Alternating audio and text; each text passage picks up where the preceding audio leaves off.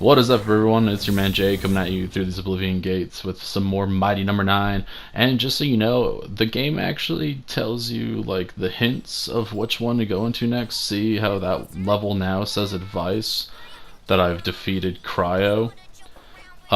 So unfortunately, I didn't find this out until after I had failed at the oil field and lost and wanted to go into a different one, and then was like, well, let's look at this military base, and it's like there's advice, and I'm like, why does military base have advice? And then turns out Cryo's there already attacking, and you can go there, help Cryo out, or really she helps you, and then that indicates that Cryo's power is the weakness to the next boss you're going to fight at the military base. So I'm glad I learned that one before too long, I guess. I only failed a couple times. So that's what we're going into, is the military base to defeat Bat.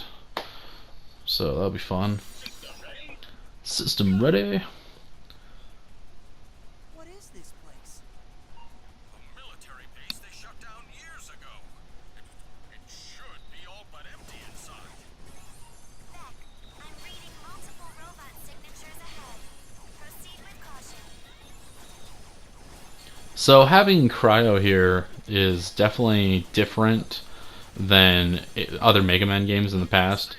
With the Mighty you defeat, you don't only obtain their power, but of course you save them from being corrupted, and then they then go out and help doing what you're doing ultimately, instead of you just destroying the robot altogether like you would in Mega Man. So it makes sense because you are all the mighty numbers and brothers and sisters and whatnot. And it really saves time, you know, deciding like, oh, what boss should I go try to defeat next without looking up online the answers. And it's like, oh, JK, Cryo's going to tell you to go to the battlefield and defeat Bat.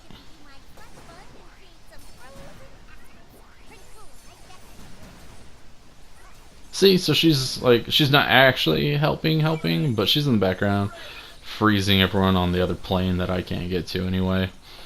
But really, it's just the indication that using her power at this level is the right way to go.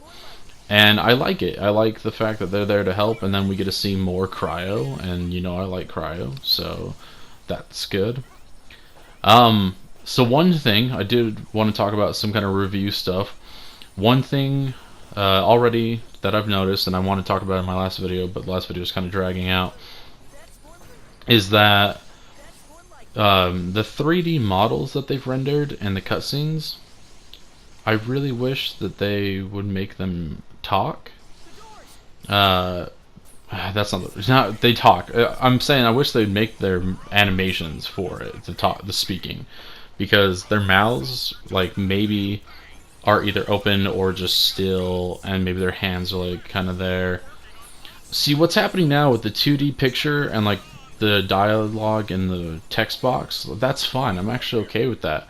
That makes sense to me. It's all like in a communicator and we're just talking back and forth. But when we're actually doing 3D rendered modeled cutscenes and speaking to one another outside of this, it's really weird for them to just be still 3D models.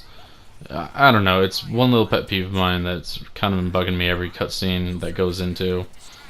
And like, I don't, you know, Cryo, you know, she sounds great.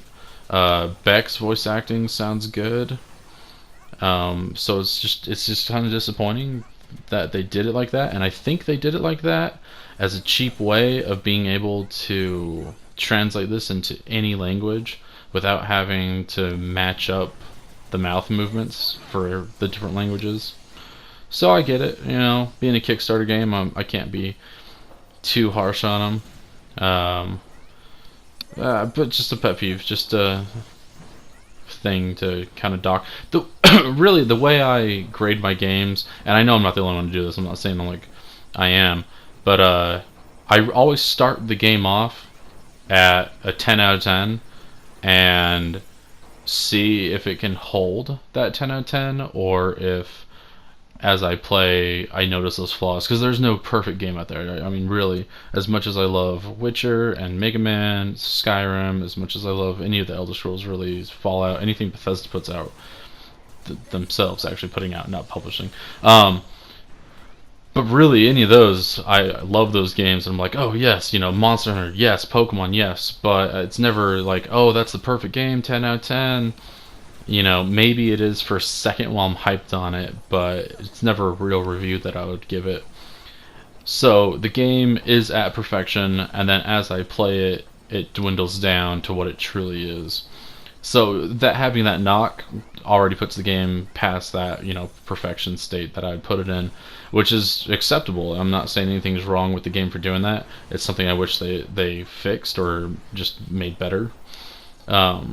And hopefully, if we see another Mighty or Mega Man, then that's not an issue. But yeah, so that's kind of my opinion on that so far. Otherwise, like I said, gameplay is fine. I really like the dash effect, going in and destroying all the enemies that way, like assimilating them like that it's cool. It makes the game unique and makes the fighting different than what you would normally do in a 2D platformer like this. And makes it kind of go faster because you want to dash at all the enemies. I have had the problem of getting in the habit of dashing at everything, and then I'll dash off, platform and die because I'm trying to dash at an enemy, which isn't necessary at that point in time.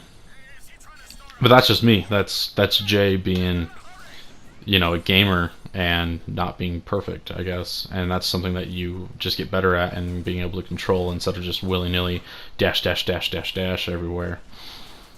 Even though it is very tempting to just dash everywhere, as you'll see in my gameplay. But yeah, everything about this game is still really good. Standard 2D platformer, voice acting I like, the gameplay I like, So we'll see. We'll see how it goes. See if it gets too repetitive. See if it gets kind of mundane. I don't know. You guys tell me in the comments below. What'd you think? Episode 1. Now this episode. I still think all the bosses are unique, and that's just staying true to the Mega Man way of doing things. So I like that.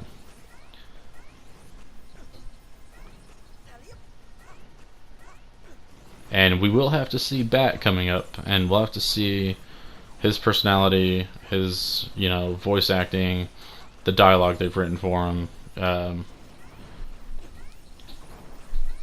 This level so far, don't mind it at all. I like the whole conveyor belt system. I like the instant death below if I drop down on it. Makes it a tricky challenge to get from A to B, and yeah, it looks like I would just miss out on a secret right there, maybe, or something up there that I can't get to now.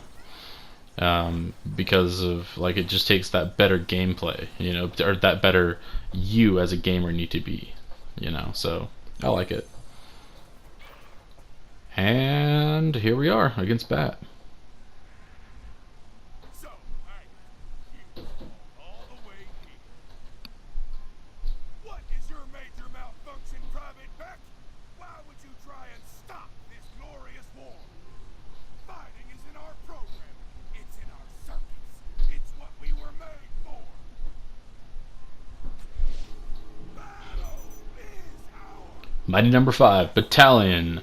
Sell 120 million, so quite a bit there.